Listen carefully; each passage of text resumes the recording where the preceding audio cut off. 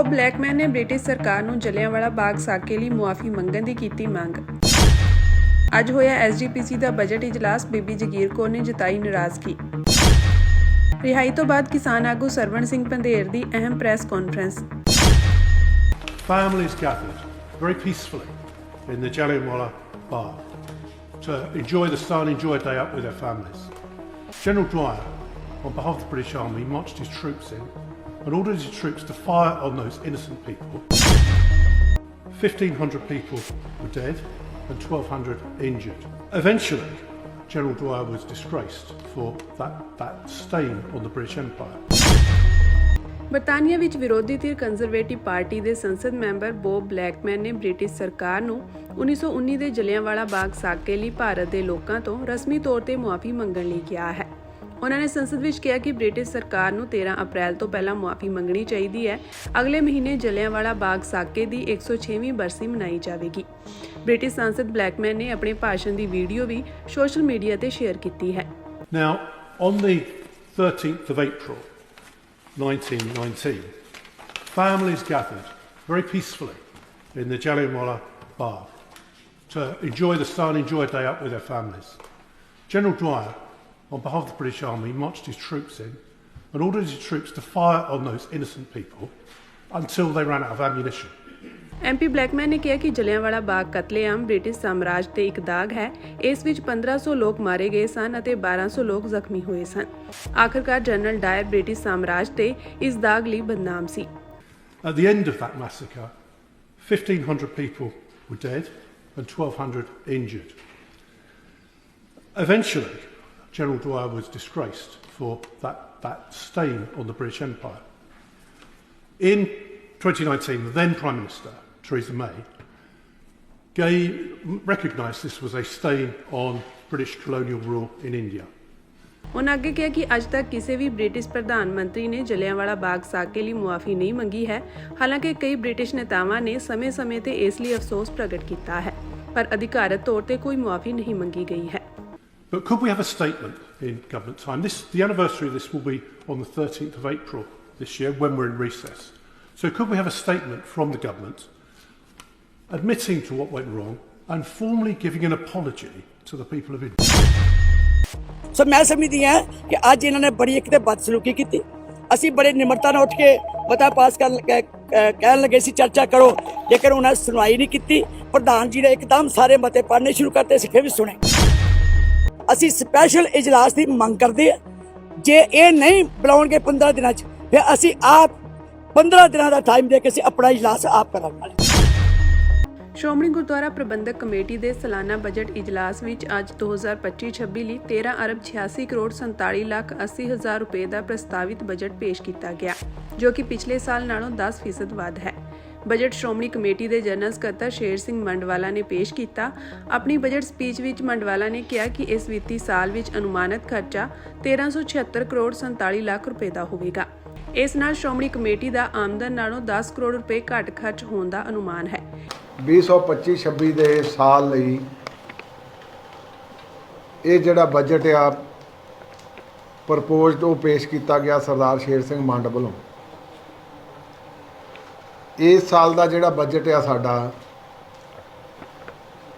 ਉਹ 1386 ਕਰੋੜ ਰੁਪਏ ਦਾ, 13 ਅਰਬ 86 ਕਰੋੜ ਰੁਪਈਆ।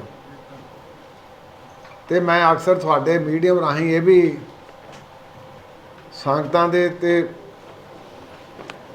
ਸਿੱਖਾਂ ਦੇ ਰੂਬਰੂ ਕਰਨਾ ਚਾਹੁੰਦਾ ਕਿ ਇਹ ਬਜਟ ਕਈ ਵਾਰੀ ਅਸੀਂ ਇਸ ਵੇਲੇ ਕਹਿੰਦੇ ਹਾਂ ਕਿ ਸ਼੍ਰੋਮਣੀ ਗੁਰਦੁਆਰਾ ਪ੍ਰਬੰਧਕ ਕਮੇਟੀ ਦਾ ਜਿਹੜਾ ਬਜਟ ਆ ਉਹ ਪੰਜਾਬ ਸਰਕਾਰ ਜਿੰਨਾ ਬਜਟ ਆ। ਇਹ ਜਿਹੜਾ ਬਜਟ ਆ ਇਹ ਪੰਜਾਬ ਸਰਕਾਰ ਦੇ ਬਜਟ ਤੋਂ 1% ਤੋਂ ਵੀ ਘੱਟ ਆ। ਸੋ ਮੇਰਾ ਕਹਿਣ ਤੋਂ ਭਾਵ ਕਈ ਵਾਰੀ ਪ੍ਰੈਸ ਬੜੀਆਂ, ਮੈਂ ਤੁਹਾਨੂੰ ਨਹੀਂ ਕਹਿੰਦਾ, ਆਮ ਲੋਕਾਂ 'ਚ ਧਾਰਨਾ ਬਣ ਜਾਂਦੀ ਕਿ ਜੇ ਬਹੁਤ ਵੱਡਾ ਬਜਟ ਆ ਜੀ ਸ਼੍ਰੋਮਣੀ ਗੁਰਦੁਆਰਾ ਪ੍ਰਬੰਧਕ ਕਮੇਟੀ ਦਾ। ਇਸ ਵਾਰ ਖੁਸ਼ੀ ਦੀ ਵੀ ਗੱਲ ਆ ਕਿ ਇਸ ਬਜਟ ਦੇ ਵਿੱਚ 10% ਦਾ ਵਾਧਾ ਲਾਸਟ ਈਅਰ ਨਾਲੋਂ। ਤੇ ਸਤਿਗੁਰੂ ਜੀ ਨੇ ਕਿਰਪਾ ਕੀਤੀ 2-3 ਸਾਲ ਤੋਂ ਲਗਾਤਾਰ ਇਹ ਸਾਡਾ ਬਜਟ ਜਿਹੜਾ ਕਿਉਂਕਿ ਪ੍ਰਪੋਜ਼ਡ ਹੁੰਦਾ ਪਰ ਗੁਰੂ ਸਾਹਿਬ ਦੀ ਕਿਰਪਾ ਤੇ ਸੰਗਤਾਂ ਦੇ ਸਹਿਯੋਗ ਨਾਲ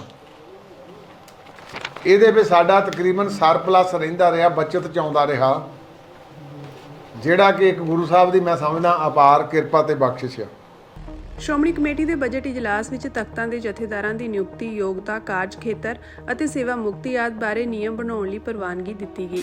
ਇਸ ਸੰਬੰਧ ਵਿੱਚ ਇੱਕ ਉੱਚ ਪੱਧਰੀ ਕਮੇਟੀ ਗਠਿਤ ਕਰਨ ਦਾ ਫੈਸਲਾ ਵੀ ਕੀਤਾ ਗਿਆ ਹੈ ਕਿ ਬਹੁਤ ਵਾਰੀ ਹੋਈ ਆ ਕਿ ਸ੍ਰੀ ਅਕਾਲ ਤਖਤ ਸਾਹਿਬ ਦੇ ਜਥੇਦਾਰ ਦੀ ਨਿਯੁਕਤੀ ਤੇ ਉਹਦੀ ਵਿਦਾਇਗੀ ਲਈ ਇੱਕ ਵੱਖਰਾ ਜਿਹੜਾ ਆ ਉਹ ਵਿਧਾਨ ਬਣਾਇਆ ਜਾਵੇ, ਤੇ ਅਸੀਂ ਅੱਜ ਇਹ ਮਤਾ ਵੀ ਪਾਇਆ ਕਿ ਅਕਾਲ ਤਖਤ ਸਾਹਿਬ ਦੇ ਜਥੇਦਾਰ ਦੀ ਯੋਗਤਾ, ਨਿਯੁਕਤੀ, ਕਾਰਜ ਖੇਤਰ ਤੇ ਸੇਵਾ ਮੁਕਤੀ ਲਈ ਸੰਬੰਧਿਤ ਨਿਰਧਾਰਤ ਕਮੇਟੀ ਬਣਾਉਣ ਦੀ ਵੀ ਪ੍ਰਵਾਨਗੀ ਦਿੰਦਾ ਤੇ ਇਹਦੀ ਜੁਰਿਸਡਿਕਸ਼ਨ ਉਹਦੀ ਵੀ ਪ੍ਰਵਾਨਗੀ ਦਿੰਦਾ। ਤੇ ਮੈਂ ਯਤਨ ਕਰੂੰਗਾ ਪੂਰਾ, ਕਈ ਵਾਰੀ ਆਪਣੇ ਮੂੰਹੋਂ ਬੋਲਦੇ ਦੀ ਗੱਲ ਤੇ ਪਹੁੰਚਦੇ ਨਹੀਂ ਸਿਰੇ ਤੇ, ਯਤਨ ਕਰੂੰਗਾ ਕਿ ਇਹਦੇ ਲਈ 15 ਦਿਨਾਂ ਦੇ ਵਿੱਚ ਸਾਰਿਆਂ ਨੂੰ ਮੈਂ ਤੁਹਾਡੇ ਮੀਡੀਅਮ ਰਾਹੀਂ ਵੀ, ਅਸੀਂ ਆਪਣੀ ਵੈਬਸਾਈਟ ਤੇ ਵੀ ਤੇ ਈਵਨ ਜਿਹੜੇ ਸਾਡੇ ਟੈਲੀਕਾਸਟ ਹੁੰਦਾ ਉਹਦੇ ਵਿੱਚ ਵੀ ਪਾਵਾਂ ਕਿ ਸਾਰੇ ਆਪਣੇ ਸੁਝਾਅ ਭੇਜੋ। ਉਹ ਸੁਝਾਵਾਂ ਤੋਂ ਬਾਅਦ ਇੱਕ ਕਮੇਟੀ ਜਿਹੜੀ ਆ ਉਹ ਹੋਂਦ ਵਿੱਚ ਲਿਆਂਦੀ ਜਾਊਗੀ, ਜਿਹੜੀ ਇਹ ਸਾਰੀ ਵਿਸ਼ਾਲਤਾ ਨੂੰ, ਤਾਂ ਕਿ ਹਰ ਵਾਰੀ ਇਹ ਗੱਲ ਚੱਲਦੀ ਆ ਕਿ ਸ਼੍ਰੋਮਣੀ ਕਮੇਟੀ ਨੂੰ ਅਕਾਲ ਤਖਤ ਸਾਹਿਬ ਦੇ ਜਥੇਦਾਰ ਨਿਰਦੇਸ਼ ਦਿੰਦੇ ਆ ਤੇ ਫਿਰ ਉਹ ਗਾਹਾਂ ਕੋਈ ਉਹਨਾਂ ਦਾ ਨਿਰਧਾਰਤ ਖੇਤਰ ਨਹੀਂ ਬਣਦਾ, ਪਰ ਯਤਨ ਕਰਾਂਗੇ ਛੇਤੀ ਇਹ ਜਿਹੜਾ ਕਾਰਜ ਵੀ ਸੰਪੂਰਨ ਹੋ ਜਾਏ। ਦੂਜੇ ਪਾਸੇ ਸ਼੍ਰੋਮਣੀ ਅਕਾਲੀ ਦਲ ਦੀ ਵਿਰੋਧੀ ਧਿਰ ਨਾਲ ਸੰਬੰਧਿਤ ਸ਼੍ਰੋਮਣੀ ਕਮੇਟੀ ਮੈਂਬਰਾਂ ਨੇ ਇਜਲਾਸ ਵਿੱਚ ਆਪਣੀ ਕੋਈ ਸੁਣਵਾਈ ਨਾ ਹੋਣ ਤੇ ਇਜਲਾਸ ਵਿੱਚੋਂ ਵਾਕਆਊਟ ਕਰ ਦਿੱਤਾ। ਉਹਨਾਂ ਨੇ ਤੇਜਾ ਸਿੰਘ ਸਮੁੰਦਰੀ ਹਾਲ ਦੇ ਬਾਹਰ ਆ ਕੇ ਧਰਨਾ ਦਿੱਤਾ। ਧਰਨਾਕਾਰੀਆਂ ਵਿੱਚ ਸ਼੍ਰੋਮਣੀ ਕਮੇਟੀ ਦੀ ਸਾਬਕਾ ਪ੍ਰਧਾਨ ਬੀਬੀ ਜਗੀਰ ਕੌਰ, ਸੁਖਦੇਵ ਸਿੰਘ ਭੌਰ, ਭਾਈ ਮਨਜੀਤ ਸਿੰਘ, ਬੀਬੀ ਕਿਰਨਜੀਤ ਕੌਰ ਤੇ ਹੋਰ ਸ਼ਾਮਿਲ ਸਨ। ਉਹਨਾਂ ਆਖਿਆ ਕਿ ਉਹ ਬਜਟ ਇਜਲਾਸ ਦੌਰਾਨ ਜਥੇਦਾਰਾਂ ਦੀ ਬਹਾਲੀ ਦੇ ਸਬੰਧ ਵਿੱਚ ਮਤਾ ਪੇਸ਼ ਕਰਨਾ ਚਾਹੁੰਦੇ ਸਨ, ਪਰ ਉਹਨਾਂ ਨੂੰ ਬੋਲਣ ਦਾ ਮੌਕਾ ਹੀ ਨਹੀਂ ਦਿੱਤਾ ਗਿਆ। ਸਾਬਕਾ ਪ੍ਰਧਾਨ ਬੀਬੀ ਜਗੀਰ ਕੌਰ ਨੇ ਆਖਿਆ ਕਿ ਅੱਜ ਇਜਲਾਸ ਦੌਰਾਨ ਜਥੇਦਾਰਾਂ ਦੀ ਬਹਾਲੀ ਸੰਬੰਧੀ ਮਤਾ ਨਹੀਂ ਲਿਆਂਦਾ ਗਿਆ, ਜਦੋਂ ਕਿ ਉਹਨਾਂ ਨੇ ਇਸ ਮਾਮਲੇ ਵਿੱਚ ਪਹਿਲਾਂ ਹੀ ਮੰਗ ਪੱਤਰ ਦੇ ਕੇ ਅਪੀਲ ਕੀਤੀ ਸੀ ਕਿ ਏਜੰਡੇ ਵਿੱਚ ਜਥੇਦਾਰਾਂ ਦੀ ਬਹਾਲੀ ਦਾ ਮਤਾ ਰੱਖਿਆ ਜਾਵੇ। ਉਹਨਾਂ ਦੋਸ਼ ਲਗਾਇਆ ਕਿ ਅੱਜ ਇਜਲਾਸ ਦੌਰਾਨ ਉਹਨਾਂ ਦੀ ਗੱਲ ਦੀ ਕੋਈ ਸੁਣਵਾਈ ਨਹੀਂ ਕੀਤੀ ਗਈ। ਉਹਨਾਂ ਚੇਤਾਵਨੀ ਦਿੱਤੀ ਕਿ ਜੇਕਰ 15 ਦਿਨਾਂ ਵਿੱਚ ਇਸ ਸੰਬੰਧੀ ਵਿਸ਼ੇਸ਼ ਇਜਲਾਸ ਨਾ ਸੱਦਿਆ ਗਿਆ ਤਾਂ ਉਹ ਆਪਣੇ ਤੌਰ ਤੇ ਵਿਸ਼ੇਸ਼ ਇਜਲਾਸ ਸੱਦਣਗੇ। ਸਾਨੂੰ ਚਿੰਤਾ ਇਸ ਗੱਲ ਦੀ ਹੈ। ਸੋ ਮੈਂ ਸਮਝਦੀ ਹਾਂ ਕਿ ਅੱਜ ਇਹਨਾਂ ਨੇ ਬੜੀ ਇੱਕ ਤੇ ਬਦਸਲੂਕੀ ਕੀਤੀ। ਅਸੀਂ ਬੜੇ ਨਿਮਰਤਾ ਨਾਲ ਉੱਠ ਕੇ ਮਤਾ ਪਾਸ ਕਹਿਣ ਲੱਗੇ ਸੀ ਚਰਚਾ ਕਰੋ, ਲੇਕਿਨ ਉਹਨਾਂ ਨੇ ਸੁਣਵਾਈ ਨਹੀਂ ਕੀਤੀ। ਪ੍ਰਧਾਨ ਜੀ ਨੇ ਇੱਕਦਮ ਸਾਰੇ ਮਤੇ ਪੜ੍ਹਨੇ ਸ਼ੁਰੂ ਕਰਤੇ, ਅਸੀਂ ਫਿਰ ਵੀ ਸੁਣੇ। ਅਸੀਂ ਕਿਹਾ ਕੋਈ ਗੱਲ ਨਹੀਂ ਜੀ, ਤੁਸੀਂ ਮਤੇ ਪੜ੍ਹੋ, ਅਸੀਂ ਸੁਣਾਂਗੇ। ਅਸੀਂ ਕੱਲਾ ਮਤਾ ਸੁਣਿਆ, ਪੂਰੇ ਬਜਟ ਨੂੰ ਕਿਹਾ ਸਰਬਸੰਮਤੀ ਦੇ ਪ੍ਰਵਾਨ। ਲੇਕਿਨ ਅਸੀਂ ਅੱਜ ਇਹ ਮਹਿਸੂਸ ਕੀਤਾ ਕਿ ਜੇ ਇਸ ਤਰ੍ਹਾਂ ਇਹਨਾਂ ਨੇ ਨਹੀਂ ਚਰਚਾ ਕਰਨੀ, ਅਸੀਂ ਸਪੈਸ਼ਲ ਇਜਲਾਸ ਦੀ ਮੰਗ ਕਰਦੇ ਹਾਂ। ਜੇ ਇਹ ਨਹੀਂ ਬੁਲਾਉਣਗੇ 15 ਦਿਨਾਂ 'ਚ, ਫਿਰ ਅਸੀਂ ਆਪ 15 ਦਿਨਾਂ ਦਾ ਟਾਈਮ ਦੇ ਕੇ ਅਸੀਂ ਆਪਣਾ ਇਜਲਾਸ ਆਪ ਕਰਾਂਗੇ। ਇਹ ਜਿਹੜੀ ਅੰਤਰਿੰਗ ਕਮੇਟੀ ਹੈ, ਮੈਂ ਇਹ ਕਹਾਂਗੀ ਕਿ ਇਹ ਕੌਰਵ ਸਭਾ ਹੈ। ਜਿਸ ਤਰੀਕੇ ਨਾਲ ਇੱਕ ਔਰਤ ਜਿਹੜੀ ਕਿ ਸਿੰਘ ਸਾਹਿਬ ਦੀ ਸਾਲੀ ਸੀ, ਜਿਸ ਤਰੀਕੇ ਨਾਲ ਉਹਨਾਂ ਨੂੰ ਬਿਨਾਂ ਪੁੱਛੇ, ਬਿਨਾਂ ਕਿਸੇ ਵਕੀਲ ਦਲੀਲ ਦੇ ਜਿਸ ਤਰੀਕੇ ਨਾਲ ਉਹਦਾ ਚੀਰ ਹਰਣ ਕੀਤਾ ਗਿਆ ਹੈ, ਜਿਸ ਤਰੀਕੇ ਨਾਲ ਉਹਦਾ ਕਰੈਕਟਰ ਅਸੈਸੀਨੇਸ਼ਨ ਕੀਤਾ ਗਿਆ ਹੈ, ਮੈਂ ਇਹ ਪੁੱਛਣਾ ਚਾਹੁੰਦੀ ਸੀ ਪ੍ਰਧਾਨ ਜੀ ਨੂੰ ਕਿ ਕਿਹੜੇ ਕਾਨੂੰਨ ਤਹਿਤ ਇੱਕ ਨੈਚੁਰਲ ਜਸਟਿਸ ਨਾਂ ਦੀ ਵੀ ਕੋਈ ਚੀਜ਼ ਹੈ, ਜਿੱਥੇ ਹਰ ਇੱਕ ਬੰਦੇ ਨੂੰ ਆਪਣੀ ਗੱਲ ਰੱਖਣ ਦਾ ਅਧਿਕਾਰ ਹੈ ਤੇ ਹਰ ਇੱਕ ਨੂੰ ਆਪਣੇ ਦਸਤਾਵੇਜ਼ ਰੱਖਣ ਦਾ ਅਧਿਕਾਰ ਹੈ, ਬਿਨਾਂ ਕਿਸੇ ਦਸਤਾਵੇਜ਼ ਨੂੰ ਆਪਣੇ ਉਤੇ ਆਪਣੇ ਪਲੇਟਫਾਰਮ ਤੇ ਲਿਆ ਬਿਨਾਂ ਉਹਨਾਂ ਨੇ ਜਿਸ ਤਰੀਕੇ ਨਾਲ ਇੱਕ ਔਰਤ ਦਾ ਚੀਰ ਹਰਣ ਕੀਤਾ। ਮੈਂ ਕਹਿੰਦੀ ਹਾਂ ਕਿ ਇਹ ਅੰਤਰਿੰਗ ਕਮੇਟੀ ਨਹੀਂ, ਇਹ ਕੌਰਵਾਂ ਦੀ ਸਭਾ ਸੀ, ਜਿਹਦੇ ਵਿੱਚ ਪ੍ਰਧਾਨ ਸਾਹਿਬ ਨੇ ਵੀ ਅੱਖਾਂ ਮੀਚ ਕੇ ਧ੍ਰਿਤਰਾਸ਼ਟਰ ਦਾ ਜਾਂ ਭੀਸ਼ਮ ਦਾ ਇੱਕ ਰੋਲ ਅਦਾ ਕੀਤਾ ਹੈ ਤੇ ਬਾਕੀ ਵੀ ਸਾਰੇ, ਚਾਹੇ ਇੱਕ ਸਾਡੀ ਬੀਬੀ ਵੀ ਸੀ, ਉਹਨੇ ਵੀ ਗੰਧਾਰੀ ਦਾ ਰੋਲ ਅਦਾ ਕੀਤਾ। ਇੱਕ ਔਰਤ ਜਿਹਦੇ ਵਾਸਤੇ ਸਿੱਖ ਕੌਮ ਹੈ ਜਿਹੜੀ ਹਮੇਸ਼ਾ ਹੀ ਬਗਾਨੀਆਂ ਔਰਤਾਂ ਦੀ ਵੀ ਪੱਤ ਦੀ ਸੰਭਾਲ ਕਰਦੀ ਰਹੀ ਹੈ, ਤੇ ਅੱਜ ਅਸੀਂ ਹੀ ਆਪਣੀ ਸਭਾ ਦੇ ਵਿੱਚ ਔਰਤ ਨੂੰ ਬੇਵਜ੍ਹਾ ਅਸੀਂ ਅੱਜ ਉਹ ਔਰਤ ਡਿਪਰੈਸ਼ਨ ਦੇ ਵਿੱਚ ਆਈ ਹੋਈ ਹੈ। ਔਰਤ ਕੁਝ ਵੀ ਕਰ ਸਕਦੀ ਹੈ, ਜੇਕਰ ਕੱਲ ਨੂੰ ਉਹ ਮਾਣਹਾਨੀ ਦਾ ਪਰਚਾ ਇਹਨਾਂ ਤੇ ਕਰਦੀ ਹੈ ਤਾਂ ਮੈਨੂੰ ਨਹੀਂ ਲੱਗਦਾ ਕਿ ਇਹਨਾਂ ਦੇ ਵਿੱਚ ਕੋਈ ਬੇਕਸੂਰ ਸਾਬਤ ਹੋਊਗਾ। ਤੇ ਮੈਂ ਇਹ ਸਵਾਲ ਪੁੱਛਣਾ ਚਾਹੁੰਦੀ ਸੀ ਕਿ ਕਿਸ ਅਧਿਕਾਰ ਤਹਿਤ ਅਸੀਂ ਆਪਣੀਆਂ ਸਿੱਖ ਰਵਾਇਤਾਂ ਦਾ ਘਾਣ ਕੀਤਾ ਹੈ, ਉਹ ਰਵਾਇਤਾਂ ਜਿੱਥੇ ਅਸੀਂ ਔਰਤ ਦੀ ਪੱਤ ਦੇ ਰਾਖੇ ਬਣਦੇ ਹਾਂ, ਅੱਜ ਅਸੀਂ ਔਰਤ ਦੀ ਪੱਤ ਨੂੰ ਸ਼ਰੇਆਮ ਸਭਾ ਸੁਸਾਇਟੀ ਦੇ ਵਿੱਚ ਅਸੀਂ ਤਾਰ ਕਰਕੇ ਰੱਖਦਾ ਹੈ। ਮੈਂ ਪ੍ਰਧਾਨ ਸਾਹਿਬ ਨੂੰ ਪੁੱਛਣਾ। ਦੂਜੇ ਪਾਸੇ ਗੋਲਡਨ ਗੇਟ ਵਿਖੇ ਦਮਦਮੀ ਟਕਸਾਲ ਦੇ ਮੁਖੀ ਬਾਬਾ ਹਰਨਾਮ ਸਿੰਘ ਖਾਲਸਾ ਦੀ ਅਗਵਾਈ ਹੇਠ ਸੰਗਤਾਂ ਦਾ ਵੱਡਾ ਇਕੱਠ ਹੋਇਆ ਅਤੇ ਉਹਨਾਂ ਸ੍ਰੀ ਦਰਬਾਰ ਸਾਹਿਬ ਸਮੂਹ ਵੱਲ ਰੋਸ ਮਾਰਚ ਸ਼ੁਰੂ ਕੀਤਾ। ਰੋਸ ਮਾਰਚ ਦੀ ਅਗਵਾਈ ਕਰ ਰਹੇ ਬਾਬਾ ਹਰਨਾਮ ਸਿੰਘ ਖਾਲਸਾ ਨੇ ਕਿਹਾ ਕਿ ਉਹਨਾਂ ਦਾ ਇਹ ਰੋਸ ਮਾਰਚ ਨਿਰੋਲ ਧਾਰਮਿਕ ਹੈ, ਜਿਸ ਤਹਿਤ ਮੁੱਖ ਮੰਗ ਸੇਵਾ ਮੁਕਤ ਕੀਤੇ ਗਏ ਜਥੇਦਾਰਾਂ ਦੀ ਬਹਾਲੀ ਕਰਨਾ ਹੈ। ਉਹਨਾਂ ਮੀਡੀਆ ਨੂੰ ਕਿਹਾ ਕਿ ਇਸ ਰੋਸ ਮਾਰਚ ਦਾ ਕੋਈ ਰਾਜਸੀ ਮੰਤਵ ਨਹੀਂ ਹੈ ਅਤੇ ਸ਼ਾਂਤਮਈ ਰੋਸ ਦਿਖਾਵਾ ਹੈ। 3 ਤਖਤ ਸਾਹਿਬਾਨਾਂ ਦੇ ਜਥੇਦਾਰ ਸਾਹਿਬਾਨ ਨੂੰ ਸੇਵਾ ਮੁਕਤ ਕੀਤਾ ਗਿਆ ਔਰ ਜਿਸ ਢੰਗ ਦੇ ਨਾਲ ਸਿੰਘ ਸਾਹਿਬਾਨਾਂ ਨੂੰ ਸੇਵਾ ਮੁਕਤ ਕੀਤਾ ਗਿਆ ਉਸ ਦਾ ਸਮੁੱਚੇ ਸਿੱਖ ਜਗਤ ਦੇ ਅੰਦਰ ਬਹੁਤ ਵੱਡਾ ਰੋਸ ਪਾਇਆ ਗਿਆ ਔਰ ਹਰ ਸਿੱਖ ਇਸ ਫੈਸਲੇ ਤੋਂ ਬੜਾ ਦੁਖੀ ਹੈ।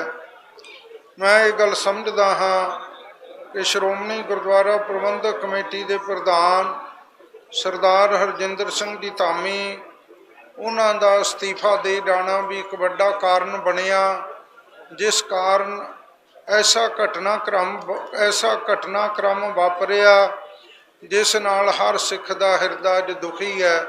ਪੂਰੀ ਦੁਨੀਆ ਭਰ ਦੇ ਵਿੱਚ ਸਿੱਖ ਸੰਗਤ ਦੇ ਅੰਦਰ ਬਹੁਤ ਵੱਡਾ ਰੋਸ ਹੈ। ਸਾਡਾ ਕਿਸੇ ਵੀ ਤਰ੍ਹਾਂ ਦਾ ਸ਼੍ਰੋਮਣੀ ਗੁਰਦੁਆਰਾ ਪ੍ਰਬੰਧਕ ਕਮੇਟੀ ਦੇ ਨਾਲ ਕੋਈ ਟਕਰਾਅ ਨਹੀਂ ਹੈ। ਮੈਂ ਇਹ ਗੱਲ ਸਪਸ਼ਟ ਕਰਨ ਦੇਣੀ ਚਾਹੁੰਦਾ ਅੱਜ ਦੇ ਮੀਡੀਆ ਰਾਹੀਂ ਕਿ ਸ਼੍ਰੋਮਣੀ ਗੁਰਦੁਆਰਾ ਪ੍ਰਬੰਧਕ ਕਮੇਟੀ ਪੰਥ ਦੀ ਨੁਮਾਇੰਦਾ ਜਥੇਬੰਦੀ ਹੈ ਔਰ ਸਾਡੇ ਬਜ਼ੁਰਗਾਂ ਨੇ, ਮਹਾਂਪੁਰਖਾਂ ਨੇ, ਸਾਡੇ ਸ਼ਹੀਦਾਂ ਨੇ ਬੜੀ ਘਾਲਣਾ ਘਾਲ ਕੇ ਇਸ ਜਥੇਬੰਦੀ ਦੀ ਸਥਾਪਨਾ ਕੀਤੀ ਹੈ। ਇਸ ਦੌਰਾਨ ਐਸਜੀਪੀਸੀ ਪ੍ਰਧਾਨ ਹਰਜਿੰਦਰ ਸਿੰਘ ਧਾਮੀ ਵੀ ਧਰਨੇ ਤੇ ਪਹੁੰਚੇ, ਜਿੱਥੇ ਬਾਬਾ ਹਰਨਾਮ ਸਿੰਘ ਖਾਲਸਾ ਮੁਖੀ ਦਮਦਮੀ ਟਕਸਾਲ ਵੱਲੋਂ ਉਹਨਾਂ ਨੂੰ ਮੰਗ ਪੱਤਰ ਸੌਂਪਿਆ ਗਿਆ। ਇਸ ਦੇ ਨਾਲ ਹੀ ਉਹਨਾਂ ਵੱਲੋਂ ਐਸਜੀਪੀਸੀ ਨੂੰ 15 ਅਪ੍ਰੈਲ ਤੱਕ ਦਾ ਅਲਟੀਮੇਟਮ ਦਿੱਤਾ ਗਿਆ। ਉਹਨਾਂ ਕਿਹਾ ਕਿ ਜੇਕਰ ਦਿੱਤੇ ਸਮੇਂ ਦੌਰਾਨ ਜਥੇਦਾਰਾਂ ਦੀ ਮੁੜ ਬਹਾਲੀ ਨਹੀਂ ਕੀਤੀ ਜਾਂਦੀ ਤਾਂ ਵੱਡਾ ਸੰਘਰਸ਼ ਵਿੱਢਾਂਗੇ।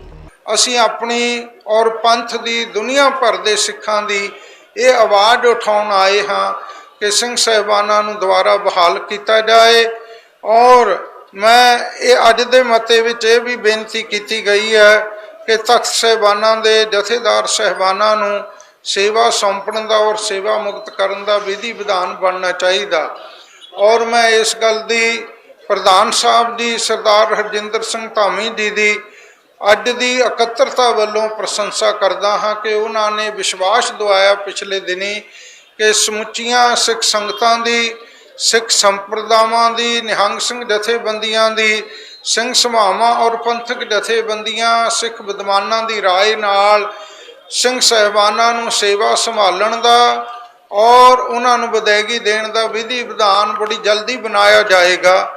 ਉਸ ਗੱਲ ਦੀ ਅਸੀਂ ਇਹਨਾਂ ਨੂੰ ਇਹ ਪ੍ਰਸ਼ੰਸਾ ਔਰ ਧੰਨਵਾਦ ਕਰਦੇ ਹਾਂ ਕਿ ਜੋ ਪ੍ਰਧਾਨ ਸਾਹਿਬ ਨੇ ਇਹ ਪਹਿਲ ਕਦਮੀ ਕੀਤੀ ਹੈ, ਕਿਉਂਕਿ ਇਹ 14 ਮਾਰਚ ਨੂੰ ਹੀ ਇੱਕ ਮਤਾ ਪੰਥਕ ਇਕੱਠ ਦੇ ਵਿੱਚ ਪਾਇਆ ਗਿਆ ਸੀ।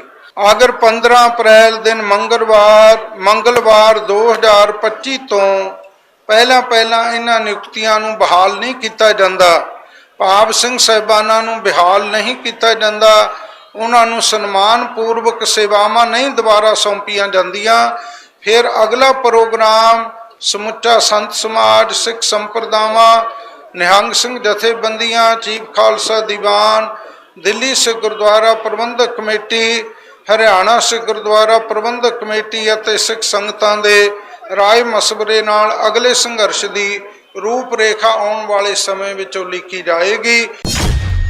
ਉਹ ਭਗਵੰਤ ਮਾਨ ਜੀ ਦਾ ਸਪਸ਼ਟ ਕਹਿਣਾ ਵੀ ਨਾ ਕਿਸਾਨਾਂ ਦੀਆਂ ਵੋਟਾਂ ਦੀ ਲੋੜ ਆ, ਨਾ ਮਜ਼ਦੂਰਾਂ ਦੀ, ਨਾ ਮੁਲਾਜ਼ਮਾਂ ਦੀ, ਨਾ ਆਮ ਜਨਤਾ ਦੀ, ਕੱਲੇ ਮੋਦੀ ਜੀ ਤੇ ਉਹਨਾਂ ਨੂੰ ਅਮਿਤ ਸ਼ਾਹ ਦੀ ਲੋੜ ਹੈਗੀ ਆ, ਦੂਜਾ ਵੱਡੀ ਕਾਰਪੋਰੇਟ ਇੰਡਸਟਰੀ ਦੀ ਲੋੜ ਹੈਗੀ ਆ, ਜੋ ਅਸੀਂ ਹੁਣ ਸੋਚ ਰਹੇ ਹਾਂ ਜੋ ਬਿਹੇਵ ਹੋ ਰਿਹਾ ਵੀ ਇਹ 2027 ਦੇ ਵਿੱਚ ਇਹ ਇਕੱਠੇ ਇਲੈਕਸ਼ਨ ਭਾਜਪਾ ਤੇ ਆਮ ਆਦਮੀ ਪਾਰਟੀ ਇਕੱਠੇ ਪੰਜਾਬ ਵਿੱਚ ਇਲੈਕਸ਼ਨ ਲੜਨਗੇ। ਅੰਦਰ ਖਾਤੇ ਇਹਨਾਂ ਦਾ ਗਠਜੋੜ ਹੋ ਗਿਆ। ਆਪ ਦੇ ਮੰਤਰੀਆਂ ਨੂੰ ਬਚਾਉਣ ਵਾਸਤੇ ਦਿੱਲੀ ਦਿਆਂ ਨੂੰ ਜਾਂ ਈਡੀ ਤੋਂ ਬਚਣ ਵਾਸਤੇ ਆੜਾ ਕਿਸਾਨ ਅੰਦੋਲਨ ਦੀ ਬਲੀ ਦਿੱਤੀ ਗਈ ਆ। ਪੰਜਾਬ ਦੀਆਂ ਵੱਖ-ਵੱਖ ਜੇਲ੍ਹਾਂ ਵਿੱਚ ਬੰਦ ਕਿਸਾਨ ਆਗੂਆਂ ਨੂੰ ਅੱਜ ਸਵੇਰੇ ਰਿਹਾ ਕਰ ਦਿੱਤਾ ਗਿਆ। ਕਿਸਾਨ ਮੁੱਠੀਆਂ ਫੜ ਕੇ ਪਟਿਆਲਾ, ਮੁਕਤਸਰ ਅਤੇ ਹੋਰ ਜੇਲ੍ਹਾਂ ਤੋਂ ਬਾਹਰ ਨਿਕਲੇ। ਰਿਹਾ ਕੀਤੇ ਗਏ ਕਿਸਾਨਾਂ ਵਿੱਚ ਕਿਸਾਨ ਮਜ਼ਦੂਰ ਮੋਰਚਾ ਦੇ ਆਗੂ ਸਰਵਣ ਸਿੰਘ ਪੰਧੇਰ ਅਤੇ ਸੰਯੁਕਤ ਕਿਸਾਨ ਮੋਰਚਾ ਗੈਰ ਰਾਜਨੀਤਿਕ ਦੇ ਆਗੂ ਕਾਕਾ ਸਿੰਘ ਕੋਟੜਾ ਅਤੇ ਅਭਿਮਨਿਊ ਕੁਹਾੜ ਵੀ ਸ਼ਾਮਿਲ ਸਨ। ਇਨ੍ਹਾਂ ਸਾਰਿਆਂ ਨੂੰ 19 ਮਾਰਚ ਦੀ ਸ਼ਾਮ ਨੂੰ ਚੰਡੀਗੜ੍ਹ ਵਿੱਚ ਕੇਂਦਰੀ ਅਤੇ ਪੰਜਾਬ ਦੇ ਮੰਤਰੀਆਂ ਨਾਲ ਮੀਟਿੰਗ ਤੋਂ ਵਾਪਸ ਆਉਂਦੇ ਸਮੇਂ ਹਿਰਾਸਤ ਵਿੱਚ ਲੈ ਲਿਆ ਗਿਆ ਸੀ। ਇਹਨਾਂ ਨੂੰ ਵੱਖ-ਵੱਖ ਜੇਲ੍ਹਾਂ ਵਿੱਚ ਭੇਜ ਦਿੱਤਾ ਗਿਆ ਸੀ, ਜਦੋਂ ਕਿ ਕਿਸਾਨ ਆਗੂ ਜਗਜੀਤ ਸਿੰਘ ਡੱਲੇਵਾਲ ਨੂੰ ਜਲੰਧਰ ਦੇ PWD ਰੈਸਟ ਹਾਊਸ ਲਿਜਾਇਆ ਗਿਆ ਸੀ ਅਤੇ ਫਿਰ ਉਹਨਾਂ ਨੂੰ ਪਟਿਆਲਾ ਦੇ ਇੱਕ ਨਿੱਜੀ ਹਸਪਤਾਲ ਵਿੱਚ ਤਬਦੀਲ ਕਰ ਦਿੱਤਾ ਗਿਆ ਸੀ। ਰਿਹਾਈ ਤੋਂ ਬਾਅਦ ਕਿਸਾਨ ਆਗੂ ਪਟਿਆਲਾ ਦੇ ਗੁਰਦੁਆਰਾ ਦੁੱਖ ਨਿਵਾਰਨ ਸਾਹਿਬ ਵਿਖੇ ਇਕੱਠੇ ਹੋਏ। ਬਾਅਦ ਵਿੱਚ ਉਹਨਾਂ ਨੇ ਹਸਪਤਾਲ ਜਾਣ ਦਾ ਫੈਸਲਾ ਕੀਤਾ ਜਿੱਥੇ ਡੱਲੇਵਾਲ ਦਾਖਲ ਹਨ। ਇਨ੍ਹਾਂ ਆਗੂਆਂ ਵੱਲੋਂ ਜਗਜੀਤ ਸਿੰਘ ਡੱਲੇਵਾਲ ਨੂੰ 19 ਦਿਨਾਂ ਬਾਅਦ ਪਾਣੀ ਪਿਲਾਇਆ ਗਿਆ। ਜੇਲ੍ਹੋਂ ਰਿਹਾ ਹੋ ਕੇ ਪਰਤੇ ਕਿਸਾਨ ਆਗੂ ਸਰਵਣ ਸਿੰਘ ਪੰਧੇਰ ਨੇ ਅੱਜ ਪ੍ਰੈਸ ਕਾਨਫਰੰਸ ਦੌਰਾਨ ਮੋਰਚੇ ਖਦੇੜਨ ਦੇ ਮਾਮਲੇ ਤੇ ਪੰਜਾਬ ਸਰਕਾਰ ਦੀ ਨਿਖੇਧੀ ਕੀਤੀ। ਉਹਨਾਂ ਦੋਸ਼ ਲਗਾਇਆ ਕਿ ਇਹ ਸਾਰਾ ਕੁਝ ਪੰਜਾਬ ਦੀ ਆਮ ਆਦਮੀ ਪਾਰਟੀ ਦੀ ਸਰਕਾਰ ਨੇ ਕੇਂਦਰ ਦੀ ਭਾਜਪਾ ਸਰਕਾਰ ਦੇ ਕਹਿਣ ਤੇ ਕੀਤਾ ਹੈ। ਉਹਨਾਂ ਇਹ ਵੀ ਆਖਿਆ ਕਿ ਹੁਣ ਸਾਬਿਤ ਹੋ ਗਿਆ ਹੈ ਕਿ 2027 ਦੀਆਂ ਚੋਣਾਂ ਭਾਜਪਾ ਤੇ ਆਮ ਆਦਮੀ ਪਾਰਟੀ ਇਕਜੁੱਟ ਹੋ ਕੇ ਲੜਨਗੀਆਂ।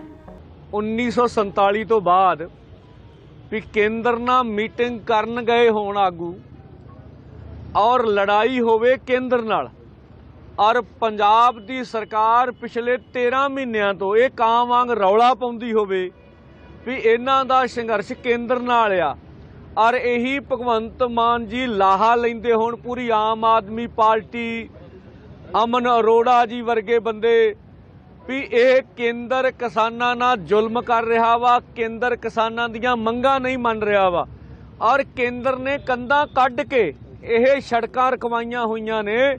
ਇਹ ਗੱਲਾਂ ਆਮ ਆਦਮੀ ਪਾਰਟੀ ਤੇ ਭਗਵੰਤ ਮਾਨ ਸਰਕਾਰ ਕਹਿੰਦੀ ਹੋਵੇ ਔਰ ਸਾਨੂੰ ਸਮਝ ਨਹੀਂ ਆਈ ਵੀ ਜਿਹੜਾ ਯੁੱਧ ਨਸ਼ਿਆਂ ਵਿਰੁੱਧ ਜਿਹੜਾ ਨਾਂ ਦਿੱਤਾ ਗਿਆ ਅਸਲ ਵਿੱਚ ਉਹ ਯੁੱਧ ਕਿਸਾਨਾਂ ਮਜ਼ਦੂਰਾਂ ਵਿਰੁੱਧ ਸੀਗਾ। ਲੜੀਆਂ ਲਹਿਰਾਂ ਉੱਠ ਰਹੀਆਂ ਸੀ, ਉਹਨਾਂ ਨੂੰ ਕੁਚਲਣਾ ਸੀਗਾ। ਹਾਂ, ਉਹ ਇਹ ਇੱਕ ਢੰਗ ਨਾਲ ਚਲਾਇਆ ਗਿਆ ਵੀ ਜਿਹੜੇ ਨਸ਼ਿਆਂ ਤੋਂ ਲੋਕ ਪੀੜਤ ਨੇ, ਜਦੋਂ ਇਹ ਵੱਡੀਆਂ ਫੋਰਸਾਂ ਪੰਜਾਬ ਦੇ ਅੰਦਰ ਘੁੰਮਣਗੀਆਂ, ਲੋਕ ਨਸ਼ਿਆਂ ਤੋਂ ਛੁਟਕਾਰਾ ਚਾਹੁੰਦੇ ਨੇ ਤੇ ਦਿਖਾਲਣ ਨੂੰ ਇਹ ਦਿਖਾਲਿਆ ਜਾਊਗਾ ਵੀ ਨਸ਼ਿਆਂ ਵਿਰੁੱਧ ਕਾਰਵਾਈ ਹੋ ਰਹੀ ਆ, ਪਰ ਉਹਦਾ ਲੁਕਵਾਂ ਏਜੰਡਾ ਇਹ ਸੀ ਵੀ ਮੋਰਚੇ ਨੂੰ ਖਤਮ ਕਰਨਾ ਵਾ ਤੇ ਕਿਸਾਨ ਲੀਡਰਾਂ ਨੂੰ ਗ੍ਰਿਫਤਾਰ ਕਰਨਾ ਵਾ।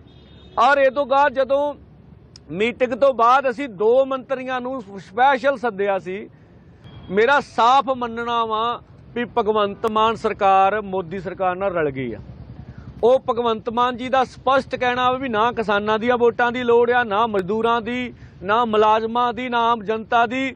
ਕੱਲੇ ਮੋਦੀ ਜੀ ਤੇ ਉਹਨਾਂ ਨੂੰ ਅਮਿਤ ਸ਼ਾਹ ਦੀ ਲੋੜ ਹੈਗੀ ਆ, ਦੂਜਾ ਵੱਡੀ ਕਾਰਪੋਰੇਟ ਇੰਡਸਟਰੀ ਦੀ ਲੋੜ ਹੈਗੀ ਆ, ਜੋ ਅਸੀਂ ਹੁਣ ਸੋਚ ਰਹੇ ਜੋ ਬਿਹੇਵ ਹੋ ਰਿਹਾ। ਔਰ ਮੇਰਾ ਆਪਣਾ ਮੰਨਣਾ ਵਾ ਵੀ ਇਹ 2027 ਦੇ ਵਿੱਚ ਇਹ ਇਕੱਠੇ ਇਲੈਕਸ਼ਨ ਭਾਜਪਾ ਤੇ ਆਮ ਆਦਮੀ ਪਾਰਟੀ ਇਕੱਠੇ ਪੰਜਾਬ ਵਿੱਚ ਇਲੈਕਸ਼ਨ ਲੜਨਗੇ। ਅੰਦਰ ਖਾਤੇ ਇਹਨਾਂ ਦਾ ਗਠਜੋੜ ਹੋ ਗਿਆ। ਆਪ ਦੇ ਮੰਤਰੀਆਂ ਨੂੰ ਬਚਾਉਣ ਵਾਸਤੇ ਦਿੱਲੀ ਦਿਆਂ ਨੂੰ ਜਾਂ ਈਡੀ ਤੋਂ ਬਚਣ ਵਾਸਤੇ ਆੜਾ ਕਿਸਾਨ ਅੰਦੋਲਨ ਦੀ ਬਲੀ ਦਿੱਤੀ ਗਈ ਆ। ਇਸ ਮੌਕੇ ਉਹਨਾਂ ਮੁੱਖ ਮੰਤਰੀ ਭਗਵੰਤ ਮਾਨ ਖਿਲਾਫ ਤਲਖ ਟਿੱਪਣੀ ਕਰਦਿਆਂ ਕਿਹਾ ਕਿ ਉਹ ਜ਼ਕਰੀਆ ਖਾਨ ਦੇ ਖਿਲਾਫ ਮੋਰਚਾ ਖੋਲਣਗੇ। ਸਰਵਣ ਸਿੰਘ ਪੰਧੇਰ ਨੇ ਕਿਸਾਨ ਜਥੇਬੰਦੀਆਂ ਵਿੱਚ ਏਕਤਾ ਦੀ ਲੋੜ ਤੇ ਵੀ ਜ਼ੋਰ ਦਿੱਤਾ। ਉਹਨਾਂ ਦਾ ਕਹਿਣਾ ਸੀ ਕਿ ਬਿਨਾਂ ਸ਼ੱਕ ਆਪਸੀ ਮਤਭੇਦ ਹੁੰਦੇ ਹਨ, ਪਰ ਸਰਕਾਰਾਂ ਦੇ ਖਿਲਾਫ ਸਾਨੂੰ ਸਾਰਿਆਂ ਨੂੰ ਇਕਜੁੱਟ ਹੋ ਕੇ ਲੜਨਾ ਚਾਹੀਦਾ ਹੈ। ਅਸੀਂ ਪਹਿਲੇ ਦਿਨ ਤੋਂ ਇਹ ਗੱਲ ਕਹਿੰਦੇ ਆਏ ਸੀ ਵੀ ਚਾਹੇ ਉਹ ਵਪਾਰੀ ਆ, ਚਾਹੇ ਟਰਾਂਸਪੋਰਟਡ ਆ, ਚਾਹੇ ਆਮ ਜਨਤਾ ਵਾ, ਵੀ ਉਹਨਾਂ ਦਾ ਨੁਕਸਾਨ ਹੋ ਰਿਹਾ, ਰਸਤਾ ਖੋਲਿਆ ਜਾਵੇ। ਅਸੀਂ ਰਸਤਾ ਖੋਲਣ ਦੇ ਵਿਰੁੱਧ ਕਦੀ ਵੀ ਨਹੀਂ ਰਹੇ। ਅਸੀਂ ਸਗੋਂ ਦਿੱਲੀ ਜਾਣਾ ਚਾਹੁੰਦੇ ਸੀ, ਸਾਨੂੰ ਤਾਂ ਰਸਤੇ ਵਿੱਚ ਰੋਕਿਆ ਗਿਆ ਔਰ ਬਹਾਨਾ ਭਾਲ ਕੇ ਵੀ ਪੰਜਾਬ ਸਾਰੇ ਦੇ ਲੋਕ ਚਾਹੁੰਦੇ ਆ ਵੀ ਇਹ ਰਸਤੇ ਖੋਲੇ ਜਾਣ। ਅਮਨ ਅਰੋੜਾ ਜੀ ਕਹਿੰਦੇ ਮੈਂ ਕਿਹੜੀਆਂ ਏਜੰਸੀਆਂ ਦਾ ਸਰਵੇ ਆਇਆ ਸਾਨੂੰ ਵੀ ਦੱਸ ਦਿਓ, ਅਸੀਂ ਵੀ ਜਾਣਨਾ ਚਾਹੁੰਦੇ ਵੀ ਕਿਹੜੀ ਏਜੰਸੀ ਕਹਿ ਰਹੀ ਆ ਤੇ ਸਾਨੂੰ ਪਤਾ ਲੱਗ ਜੇ। ਕੋਈ ਨਹੀਂ, ਇਹ ਗੱਲਾਂ ਦਾ ਜਵਾਬ ਆਉਣ ਵਾਲੇ ਸਮੇਂ ਵਿੱਚ ਪੰਜਾਬ ਦੇ ਲੋਕਾਂ ਨੇ ਦੇਣਾ ਵਾ, ਦਵਾਂਗੇ। ਸੁਪਰੀਮ ਕੋਰਟ ਨੇ ਅੱਜ ਕਿਸਾਨ ਆਗੂ ਜਗਜੀਤ ਸਿੰਘ ਡੱਲੇਵਾਲ ਦੀ ਬਿਨਾਂ ਕਿਸੇ ਰਾਜਨੀਤਿਕ ਏਜੰਡੇ ਦੇ ਸੱਚੇ ਕਿਸਾਨ ਆਗੂ ਵਜੋਂ ਪ੍ਰਸ਼ੰਸਾ ਕੀਤੀ, ਜਦੋਂ ਕਿ ਪੰਜਾਬ ਸਰਕਾਰ ਨੇ ਕਿਹਾ ਕਿ ਉਹਨਾਂ ਨੇ ਵੱਖ-ਵੱਖ ਮੰਗਾਂ ਤੇ ਜ਼ੋਰ ਦਿੰਦੇ ਹੋਏ ਆਪਣੀ ਮਹੀਨਿਆਂ ਤੋਂ ਚੱਲ ਰਹੀ ਭੁੱਖ ਹੜਤਾਲ ਤੋੜ ਦਿੱਤੀ ਹੈ। ਡੱਲੇਵਾਲ ਨੂੰ ਡਾਕਟਰੀ ਸਹਾਇਤਾ ਪ੍ਰਦਾਨ ਕਰਨ ਦੇ ਆਪਣੇ ਹੁਕਮਾਂ ਦੀ ਪਾਲਣਾ ਨਾ ਕਰਨ ਲਈ ਪੰਜਾਬ ਦੇ ਮੁੱਖ ਸਕੱਤਰ ਅਤੇ ਪੁਲਿਸ ਡਾਇਰੈਕਟਰ ਜਨਰਲ ਵਿਰੁੱਧ ਮਾਣਹਾਨੀ ਦੀ ਕਾਰਵਾਈ ਰੱਦ ਕਰ ਦਿੱਤੀ ਗਈ। ਪੰਜਾਬ ਸਰਕਾਰ ਵੱਲੋਂ ਅਦਾਲਤ ਨੂੰ ਦੱਸਿਆ ਗਿਆ ਕਿ ਖਨੌਰੀ ਅਤੇ ਸ਼ੰਭੂ ਸਰਹੱਦਾਂ ਤੇ ਪ੍ਰਦਰਸ਼ਨ ਕਰ ਰਹੇ ਕਿਸਾਨਾਂ ਨੂੰ ਪੈਸੇ ਵੰਡ ਦਿੱਤੇ ਗਏ ਹਨ ਅਤੇ ਸਾਰੀਆਂ ਸੜਕਾਂ ਅਤੇ ਹਾਈਵੇ ਆਵਾਜਾਈ ਲਈ ਖੋਲ੍ਹ ਦਿੱਤੇ ਗਏ ਹਨ। ਬੈਂਚ ਨੇ ਪੰਜਾਬ ਅਤੇ ਹਰਿਆਣਾ ਸਰਕਾਰ ਨੂੰ ਜ਼ਮੀਨੀ ਸਥਿਤੀ ਤੇ ਸਥਿਤੀ ਰਿਪੋਰਟ ਦਾਇਰ ਕਰਨ ਲਈ ਕਿਹਾ ਹੈ ਅਤੇ ਕਿਹਾ ਕਿ ਅਸੀਂ ਜਾਣਦੇ ਹਾਂ ਕਿ ਕੁਝ ਲੋਕ ਕਿਸਾਨਾਂ ਦੀਆਂ ਸ਼ਿਕਾਇਤਾਂ ਦਾ ਨਿਪਟਾਰਾ ਨਹੀਂ ਚਾਹੁੰਦੇ ਸਨ। ਅਸੀਂ ਸਭ ਕੁਝ ਜਾਣਦੇ ਹਾਂ।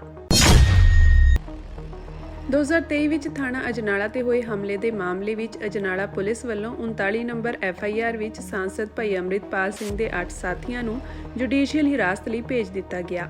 ਜਿਸ ਵਿੱਚ ਭਾਈ ਅੰਮ੍ਰਿਤਪਾਲ ਸਿੰਘ ਦੇ ਚਾਚਾ ਹਰਜੀਤ ਸਿੰਘ, ਭਗਵੰਤ ਸਿੰਘ ਪ੍ਰਧਾਨ ਮੰਤਰੀ ਬਾਜਕੇ, ਦਲਜੀਤ ਸਿੰਘ ਕਲਸੀ, ਗੁਰਮੀਤ ਸਿੰਘ ਬੁੱਕਣਵਾਲਾ, ਕੁਲਵੰਤ ਸਿੰਘ ਰਾਉਕੇ, ਬਸੰਤ ਸਿੰਘ, ਗੁਰਿੰਦਰ ਸਿੰਘ ਬੁਰੀ ਔਜਲਾ ਅਤੇ ਅਮਨਦੀਪ ਸਿੰਘ ਅਮਨਾ ਨੂੰ ਅਜਨਾਲਾ ਦੀ ਅਦਾਲਤ ਵੱਲੋਂ ਜੁਡੀਸ਼ੀਅਲ ਹਿਰਾਸਤ ਲਈ ਭੇਜ ਦਿੱਤਾ ਗਿਆ।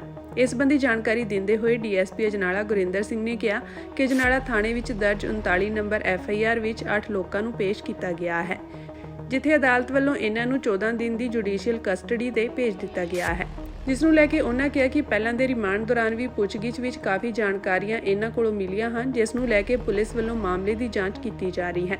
ਇਸ ਸੰਬੰਧੀ ਜਾਣਕਾਰੀ ਦਿੰਦੇ ਹੋਏ ਵਕੀਲ ਹਰਪਾਲ ਸਿੰਘ ਖਾਰਾ ਨੇ ਕਿਹਾ ਕਿ ਅਦਾਲਤ ਵੱਲੋਂ ਇਹਨਾਂ ਨੂੰ ਜੁਡੀਸ਼ੀਅਲ ਕਸਟਡੀ ਵਿੱਚ ਭੇਜ ਦਿੱਤਾ ਗਿਆ ਹੈ ਅਤੇ ਪਹਿਲੇ ਰਿਮਾਂਡ ਵਿੱਚ ਪੁਲਿਸ ਨੂੰ ਕਿਸੇ ਤਰ੍ਹਾਂ ਦੀ ਕੋਈ ਵੀ ਚੀਜ਼ ਬਰਾਮਦ ਨਹੀਂ ਹੋਈ।